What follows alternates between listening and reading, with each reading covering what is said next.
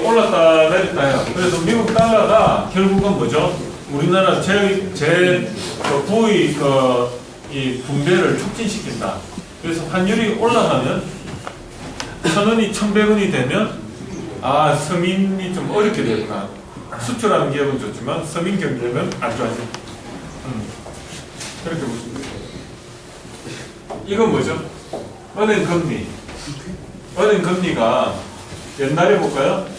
은행 금리가 빌려줄 때 기준 금리라는 거는 이게 4%면요 시중에서는 플러스 한 3 정도가 7 정도의 돈을 빌릴 수가 있어요.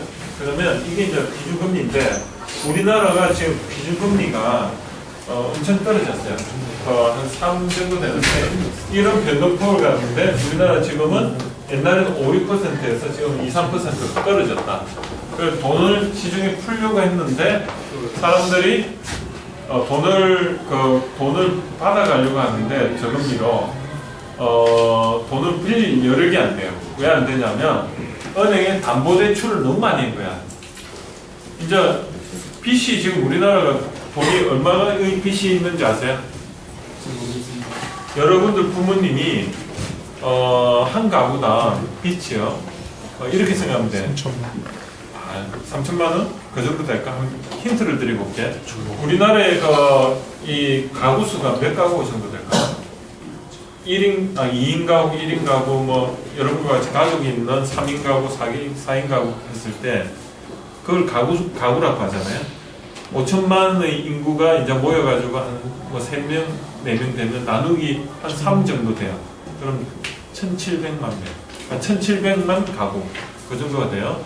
그럼 아파트에 사는 사람이 한 몇만 가구 될까? 500만? 힌트를 줄게요. 우리나라 인구의 반이 아파트에 삽니다. 800만. 그렇지. 이제 감 잡았지. 오늘 하나 외워요.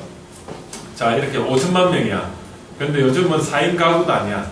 3인 가구가 기본이에요. 그냥 엄마, 아빠, 나. 그래. 그럼 나누기 3 하면 1,700만 가구지. 그 중에 대한민국의 인구의 반이 아파트에 살아. 그러면은 800만 가구가 아파트에 산다고 합니다. 하나 외웠죠? 네. 유추가 되죠? 그런데 또 하나 질문할게. 아파트를 구입할 때 한 3억에서 4억 정도 산다. 서울 시내에 만약에 3억 4억짜리 집은 24평이에요. 그죠? 네. 그런 거 하나 사는데 보통 은행 담보대출을 하면 얼마 정도 받을까요? 1억 8천. 그렇지. 그거지. 자, 그럼 힌트를 또 하나 줄게. 우리나라 인구가 지금 가구가 1,700만에서 1,800만 가구인데, 은행에 그런 대출 있죠. 가구가 받은 게 1,000조예요. 1,700만 가구인데 1,000조를 받았다는 말은, 이렇게 보면 돼. 한 가구당 한 8천만 원 1억 정도. 1억 정도 되죠. 그런데 더 중요한 거는 젊은 친구들이 집을 사겠어요? 20대, 30대? 아니요. 결혼하고 바로 못 사죠. 그리고 5, 60대가 사겠어요? 벌써 집이 있잖아. 그리고 대출을 좀 많이 갚았어. 그러면 3, 40대가 전체에서 몇 %를 차지할까요? 반 정도 차지합니다. 그러면 다시 해볼게요. 1,000조 중에 1,700 가구인데 1,700만 가구인데 아까 한 3, 40대 가구가 반이라고 했죠. 그럼 몇 가구죠? 800만이지. 800만 가구가 1,000조의 빚을 갖게 되는 거예요. 그러면 1억이 넘죠, 기본적으로. 그런데 3, 40대가 아까 말했듯이 1인 가구, 한 가구에 빚이 1억 8천이에요. 빚이 있는 집을 가지고 있다? 그럼 기본적으로 3, 40대 나를 포함해서 여러분의 부모님 50대 초반까지 보면 한 가구당 1억 8천의 빚이 있어요. 그러면 1억 8천이라는 게 어느 정도 돈이냐면 한 달에 이자가 얼마나 나갈까요? 1억 8천에 대해서. 만약에 금리를 보통 제일 싼 게 6%예요. 그러면 담보대출로 5%에서 6%면 0.5%. 6% 했을 때 1억 8천에 대해서 6%면 얼마나 될까? 계산기 두드려 보면 700만. 한 100만 원, 저 어떻게 되죠? 예를 들어 가지고 1억에 대해서 1%면 얼마지? 100만 원. 1억에 대해서 100만 원이죠. 100만 원이죠. 100만 원이면 6%면 600만 원이지. 근데 1억 8천이면 한 2억으로 잡읍시다. 그러면 1200만 원이죠. 그러면 1년에 1200만 원이 나가는데 매달 얼마 나가는 거예요? 100만 원이죠. 그러니까 이자로만 100만 원이 나가는 거야, 매달. 여러분 부모님들이 집을 가지고 있다. 거기다 원금을 또 갚아야 돼. 1억 8천에 대해서. 그러면 5년 거치 뭐 15년 분할 상환했다. 그러면 보통 원금이 한 100만 원이래요. 그러면 집을 하나 가지고 있다는 24평짜리 집을 하나 가지고 있다는 이유만으로 어때요? 2억 200만 원을 부모님들이 돈을 은행에 갚아야 됩니다. 15년 동안. 그럼 여러분들 부모님이 지금 한 40대 중반에서 50대 초반인데 15년 동안 갚는다는 말이 무슨 말이에요? 은퇴하면 딱 집 하나 생긴다는 거죠. 그럼 24평짜리 집 하나 생기고 은퇴하는 거예요. 그게 여러분들 부모님의 지금 처한 상황입니다. 그런데 더 중요한 거는 200만 원 쓰도 못한 돈이잖아요. 그러면 부모님이 보통 한 400만 원에서 500만 원 받으실 거예요. 세금 빼고 이러면. 그럼 200만 원을 제하면 200만 원까지 생활해야 돼. 250이면 아파트 월세 아파트 만약에 관리비가 보통 한 20만 원에서 30만 원이잖아. 그리고 보험료가 여러분들 또 뭐 프루덴셜부터 해가 뭐 메트라이프 뭐 AIG 뭐라도 다 됩니다 하면서 AIA 하고 나오잖아요. 그런 거 하면은 가족 3명 그래도 보험 한 30만 원 들어요. 그럼 벌써 그 50만 원 나가죠 매달. 그러다 자동차 한 대 끌었어. 그럼 자동차가 1년에 보험료가 100만 원이야. 그럼 월 10만 원이야. 그럼 60만 원이야. 그것만. 그럼 기름값 매달 한 30만 원이죠? 네. 그럼 그것만 해도 90만 원이야. 다 해가. 거기다가 집 하나 가지고 24평짜리 집 하나 가지고 있다는 이유만으로 거기에 대해서 재산세가 또 나와요. 1년에. 그게 한 40만 원, 50만 원 돼. 아니면 2, 30만 원 돼. 그러면 또 거기 있다. 그러면 기본적으로 아무것도 안 하고 24평 집 하나 가지고 있으면 여러분들 부모님은 아무것도 안 하고 300만 원 그냥 나. 그러면 400만 원 받아가지고 300만 원 하면 100만 원을 살아야 되는 거야. 거기다가 여러분들 등록금 좀 보태줘야 되지. 그리고 또 뭐 해야 돼요? 밥도 사야 되지. 생활, 그러니까 이 빡빡한 거예요. 그래서 여러분들이 그런 부모님의 어떤 어려움을 좀 알아야 돼요. 그래서 제가 오늘 세상과의 커뮤니케이션의 목적은 뭐냐면 그냥 세상을 그냥 모를 때는 이게 그냥 마음이 편한데 알면은 좀 마음이 참 무거워져요. 네, 부모님들이 그런 상황에서 살고 계시구나. 그러면 내가 조금이라도 그런 걸 알고 따뜻한 말 한마디더라도 해드릴 수 있는 그게 좀 필요합니다. 자 그래요. 자 오늘 강의 핵심은 다 이야기했네요. 또 이야기할게요. 자 부동산. 지금 부동산이 우리나라가 제일 문제예요. 왜냐하면 아까 말했듯이 천조의 그 개인이 부동산 담보대출로가 그렇게 거의 빚이요 80% 이상이 부동산 담보대출이에요. 우리나라. 그 돈이 전부 다 집에 묶여 있는데 집값이 떨어지면 어떻게 돼요? 끝나는 거예요. 왜 끝나느냐? 3억짜리 집을 샀는데 담보대출을 어느 정도 받을 수 있냐면 한 2억은 받을 수 있어요. 보통. 그런데 집값이 3억짜리가 10년이 돼도 3억이고 그리고 거기다가 오히려 역으로 집값이 떨어져가지고 2억이 돼버렸어. 그러면은 남는 게 하나도 없잖아요. 은행 빚 갚으면. 그러니까 국민들 전부 다 어때요? 재산이 아무것도 없는 상태가 돼요. 극단적으로 말하면 지금 우리나라가 앞으로는 집을 예전에는 안 보고 돈을 주고 샀잖아요. 근데 지금은 그렇지 않아요. 자동차와 같이 가치가 있는 데만 올라요. 그래서 서울 시내에서 20평대 아파트는 어차피 택가조가 되고 교통비가 좀 적게 드니까 인기가 있어. 20평대 아파트. 근데 나머지 30평대 서울도 마찬가지고 지방도 마찬가지고 30평대 이상은 집값이 계속 떨어져요. 그래서 나중에는 보면 그냥 자동차가 마찬가지일 거예요. 그래서 여러분들이 앞으로는 집을 산다면은 작은 평수 위주로 사야 되고 큰 평수는 인기가 없어요. 네. 1인 가구, 2인 가구가 우리나라에 지금의 그 1,800만, 1,700만 가구 중에 800만 명이 혼자 사는 가구는 아니면 2명 살아요. 혼자 사는 가구는 부인을 일찍 아니 남편을 먼저 사별을 했거나 아니면 젊은 사람들 혼자 그냥 살거나 이혼한 가정. 그래서 혼자 살아요. 그런 사람이 반 이상이고 2사람 이상 사는 사람 아니 3사람 이상 사는 가구가 800만도 안 돼요. 그래서 앞으로 점점 그래서 여러분들도 그런 걸 좀 아시면 좋겠어요. 자, 오늘 10분만 더 마칠게요. 피곤하시죠? 네. 그래서 부동산은 여러분들이 웬만하면 집은 이제는 그 작은 평수 위주로 사되 그 부동산으로 돈 버는 시대는 완전히 갔다. 그래서 누가 땅 사가지고 부자 되려고 하면 절대 말리세요.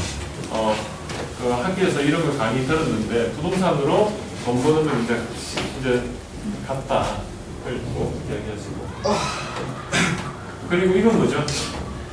주식이죠, 주식. 주식이 이렇게 올랐어요. 이렇게 쭉 올랐어. 자, 보면 2005년도에는 뭐 얼마일까 이렇게 쭉 올랐어요. 그러니까 2013년도에 올랐어. 근데 중요한 거는 여러분들이 주식을 투자해가지고 돈을 벌겠다. 주식을 돈을 벌까? 예를 들어가지고 그 증권회사 다니는 사람들 있잖아요. 제일 펀드 매니저 이런 사람들이 집이 한 채 있을까? 집 한 채 없는 사람이 대부분입니다.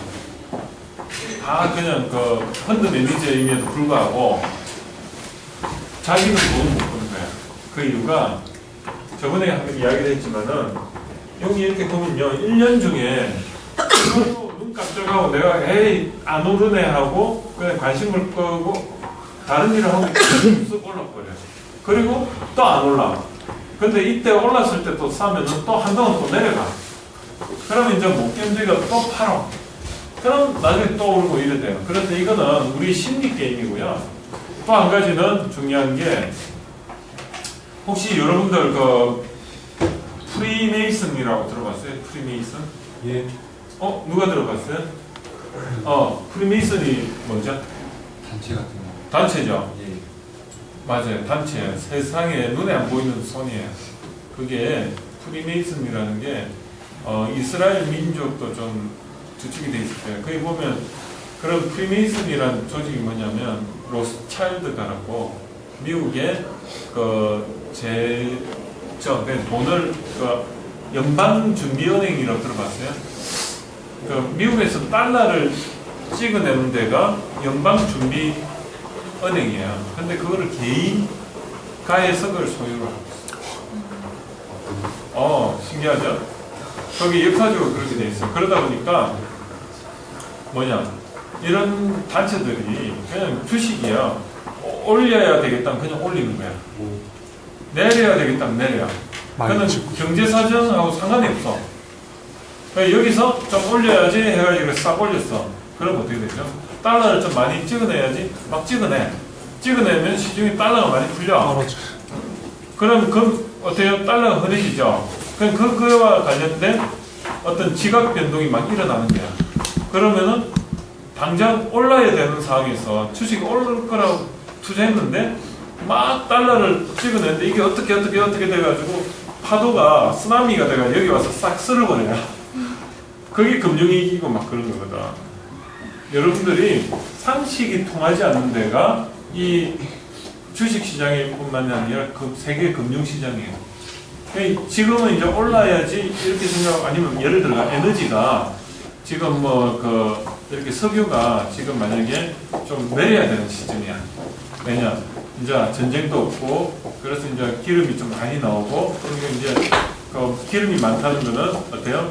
공산품 가격이 떨어진다는 거거든. 그럼 야, 공산품 가격이 떨어지고 경제가 활성화되고, 그래서 요즘 주식이 좀 오르려고 하고 있어. 그럼 당연히 주식을 투자해야 되잖아. 투자했는데 왜 이거 이유도 모르게 계속 떨어지는 거예요, 주식이. 그게 주식시장이에요. 그래서 여러분들은 절대 주식을 하면 안 되는 게, 이 프리메이슨이라는 로스차일드가의 이런 사람들은 그 사람 마음을 우리가 어떻게 알겠어? 그죠? 그겁니다. 그래서 여러분들은 인터넷에서 프리메이슨 치면은 소설도 많이 나왔어요. 소설도 많이 나와 있는데, 그런 소설도 인터넷 되죠? 네. 예. 이런 것도 재밌잖아요. 세상을 아니면은 주식은 절대 하지 마라. 왜? 프리메이슨이 있기 때문이거든. 네. 이걸 내가 세계 비밀 조직 프리메이슨 이렇게 나와 있고, 책도 있어요. 책이 어떤 책이냐면 프리메이슨 책. 뭐더라? 제가 프리메이슨 책이 있는데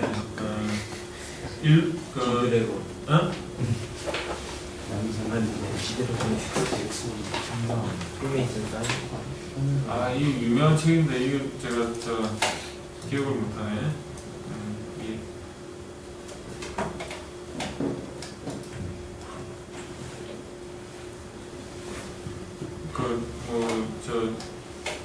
심볼인가? 로스트시죠. 로스트 뭐죠 그게? 잃어버린 이런 책은 읽을만 해요. 왜냐하면 프리메이슨이 지은 책이에요. 이게 80%는 다 맞는 이야기라더라고요. 로스트 승부인가? 맞아요. 이거예요. 댄 브라운 들어봤어요? 네. 이 댄 브라운의 책이 다 그거예요. 댄 브라운이 프리메이슨이에요. 댄 브라운. 우리나라에 이건 제가 좀 밝히기 그렇지만 이 다빈치 코드 들어봤죠? 영화화 됐잖아요. 다빈치 코드. 네. 이런 게 다 프리메이슨 이야기거든. 그래서 여러분들한테 이건 상식이 통하지 않는 세상인 거야. 제가 그걸 꼭 하나 이야기 드릴게요. 그래서 세상을 하고 커뮤니케이션은 결국은 환율, 그 다음에 소비자 물가, 그 다음에 부동산, 그 다음에 금리, 그 다음에 주식이 있는데 결국은 세상에 금리가 변동이 있고, 근데 그 금리가 변동이 있는 거에 대해서 여러분이 단기간에 예측을 할 수가 있잖아. 이게 금리가 만약 환율이 올라간다? 그럼 우리 생활이 좀 빡빡해지겠구나. 왜냐면 수입이 올라가니까. 그까지는 예측이 되는데 어느 한순간에 쓰나미가 올 거는 예측을 못하는 거야. 그게 이런 프리미엄이 지마음대로 올렸다 내렸다. 그러니까 나는 주식 해가지고 이제 돛단 돼가지고 바닷가 나간다고 이렇게 나갔는데 고래 잡았더라고.